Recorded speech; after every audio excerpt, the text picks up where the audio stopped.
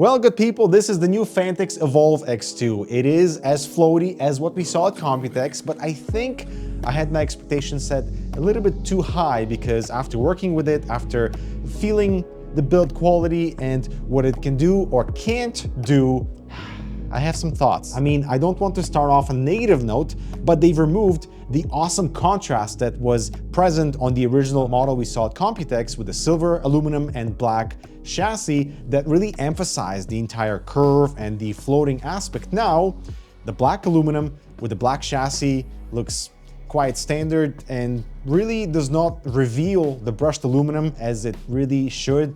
While we do have the silver on the white model, but then again, there's just not enough contrast between the material mixing. I mean, sure, in some lighting scenarios, you can see the brushed aluminum and the texture differences between the standard steel and some plastic elements, but in the regular scenario, this just looks like a black standard enclosure, and I feel like the brushed aluminum is wasted here because there's just not enough contrast. They definitely should have stuck with the silver aluminum on the black chassis, or at least make the aluminum sandblasted or a different shade of black so that you can actually see it. The white chassis does emphasize the aluminum better, but still, I feel like they've kind of missed the mark here. Let me know if you agree, or am I just too picky when it comes to color variations on enclosures? But I do love their mixing between rounded edges on the interior and glass square edges on the exterior to really emphasize it's almost like a chassis that's been placed inside the glass box for showcase instead of the glass box being the showcase itself. The unboxing experience was perfect as expected, double boxed with the enclosure, extra corner protection on the interior for the front panels because of all the glass. I love the orange guiding stickers that help you set up for the first time. There's a little padding on our case feet.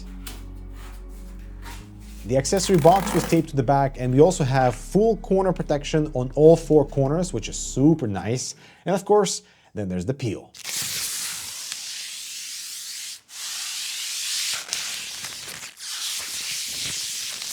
So now let's talk about the floating aspect. And this is where I feel like they've done a really awesome job trying to separate themselves from the sea of standard mid towers, just because we have this entire side section missing, and that gives you the opportunity to display the graphics card, especially with any large hardware that you can see not just from your standard side panel, but also from the front, which is also standard, but now from this rear section of the enclosure. And that makes this enclosure very interesting and unique. I'm happy to report, even with this massive front chunk missing from the enclosure, the structural integrity is still there. There's no flexing happening at the top, which is awesome. This entire floating aspect is further supported by this massive slab of plastic at the bottom as your case foot. I'm not sure why it has to be this big. I guess you can put it on the carpet and not have to worry about airflow.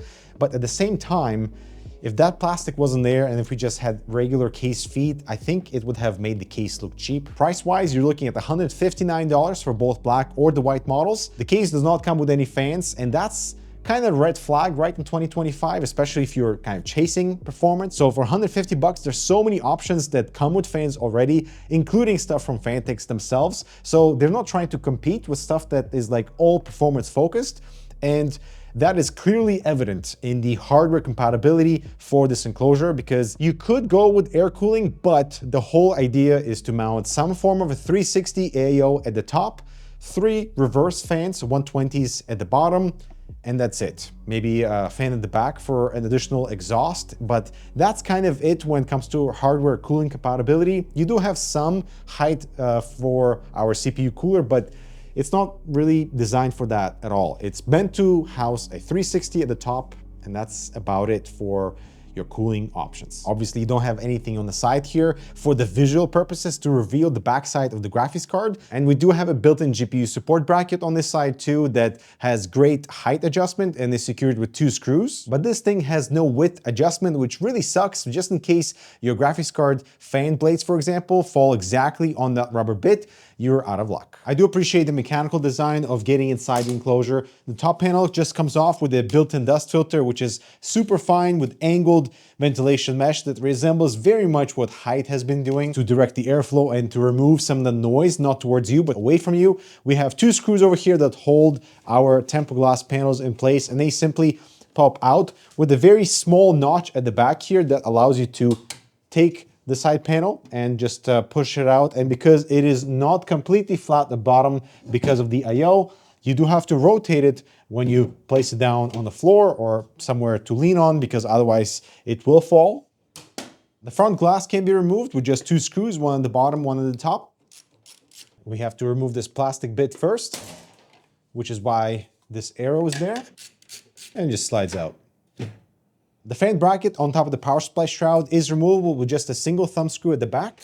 Then I find it's easy to push the rear side, it will lift, and you can slide it out of its mount. This will only mount 120mm fans, and of course, because the visuals are a priority, you better find some reverse fans, because otherwise it won't look pretty. The top fan bracket is also secured with just a single thumb screw at the back over here. It sits inside a mount and cannot be reversed, so there's only one way to mount it. Now, because of the additional length of the chassis, Phanteks has put this clever pocket at the rear. This is where your AAO tubes will be tucked in, so you don't have to install the liquid cooler with the tubes facing forward, because that might be a little too busy because of how open this entire section is, and you might want to give your GPU most of the visuals at the front anyway. In order to keep this area above the PCIe slots clean, we have this cover that you would slide out in order to access your screws. I actually really like this solid panel. It hides all the cables and all the cutouts behind the motherboard tray. You can pry it open, and you can also take it off while you do your cable management. This is the only spot where we see the new Phanteks logo. It's at the rear and the corner over here, so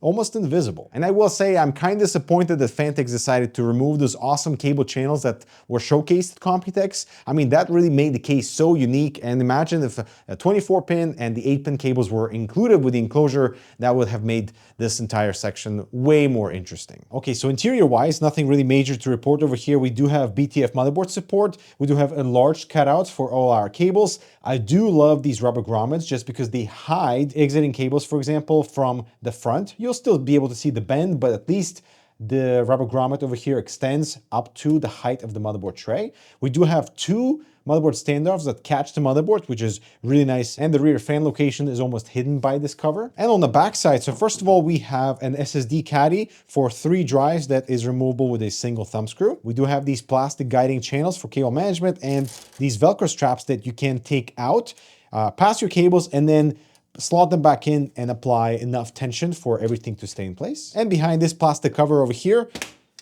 we have our hard drive cage that's also removable with a single thumb screw that will support 2 hard drives, one inside, one on the top, or 1 hard drive inside and 2 SSDs at the top. I feel like Phanteks is definitely leading the game when it comes to the user manual. So for example, everything is color-coded, like all the panels that you might want to remove, and they even give you little tips on, let's say, securing the screws on the side panel when the case is in transport, and it's just really easy to work with. We of course have the plastic toolbox for all your screws. There's a cloth for cleaning all the glass, some zip ties, and RGB adapter for the case interior. So now for some comments on assembly. For the top AIO, you need to sandwich the radiator and the fans in between the fan bracket, which made the installation a little bit more annoying than usual, but this way the fans are nicely tucked away inside the case frame and match the visual of the bottom PSU shroud. On the one hand, with this fan setup, it almost feels like they're part of the case frame just because of how natural they feel inside the case and how tucked away they feel both at the top and the bottom. And to be honest, I don't like the tubes facing the back. It feels like they're too cramped in. They don't bend naturally as they would if they were to face the front,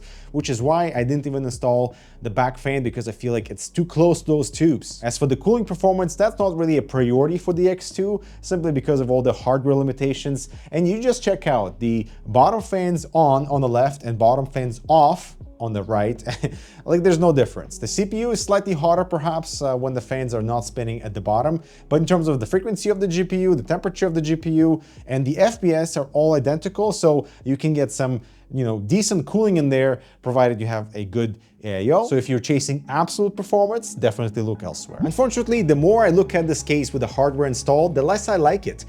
I prefer the floating motherboard design of the prototype that we saw at Computex versus now. It feels a little too generic. It almost feels like you need a much bigger graphics card for that corner to be emphasized. Like, it has to extend way beyond the motherboard tray for it to look like you're looking at the back of the graphics card. My Strix 3080 feels really small inside this case. I do like the built-in lighting on the right side that helps to bring attention to that corner, plus it spans the top panel for that consistent look. It would have been cool if the front I/O was emphasized with lighting at the same time for that more luxurious appearance that the EVOLV X2 is trying to achieve. But I hate their shift away from on-case lighting controls and now needing to use a hub or your motherboard ARGB. It just makes things way more complicated than they were.